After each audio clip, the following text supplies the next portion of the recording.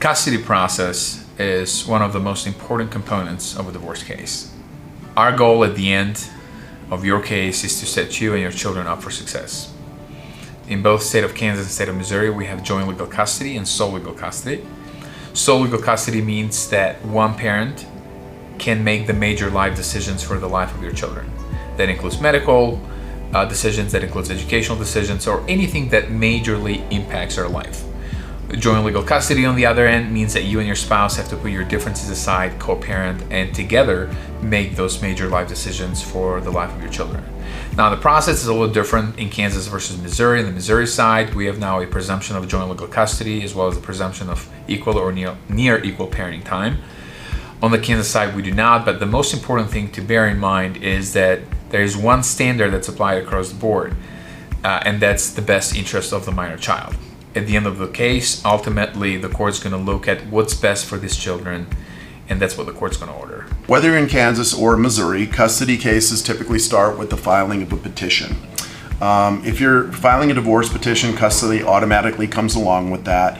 If you've never been married, then you'd be filing something called a paternity action. Now, when our firm looks at custody issues, we start by looking at where is there agreement to the parties. We try not to focus on what you're arguing about, but where do we have agreement? Because what we're trying to do is craft a temporary custody and visitation plan that's going to work for the kids and set you guys up for success later. If we can't work something like that out, then we'll go to the court and ask for a temporary order relating to custody and visitation. That's not the ideal because this is a judge who doesn't really know that much about your family, but still the order would be put into place and it would dictate what kind of custody you have and what the visitation schedule is while the case is pending.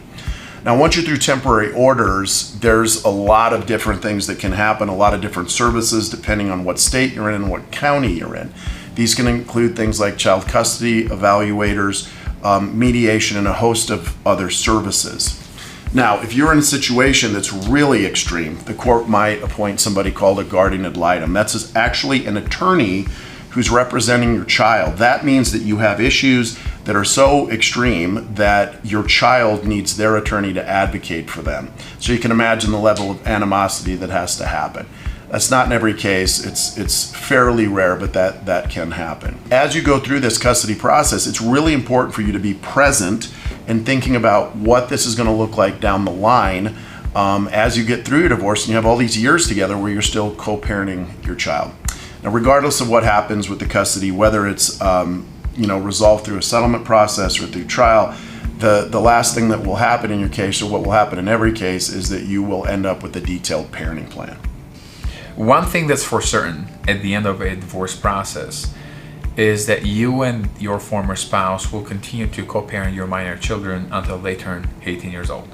Now, whether you got divorced when they were just 2 or whether you got divorced when they were 16, having a detailed and precise parenting plan that outlines issues with school, that outlines issues with a holiday schedule, with regular parenting time schedule, with unforeseen circumstances that might happen during each parent's parenting time, with reimbursement of medical expenses, with extracurricular activities and so forth, is vital because it will guarantee a successful co-parenting until these children turn 18.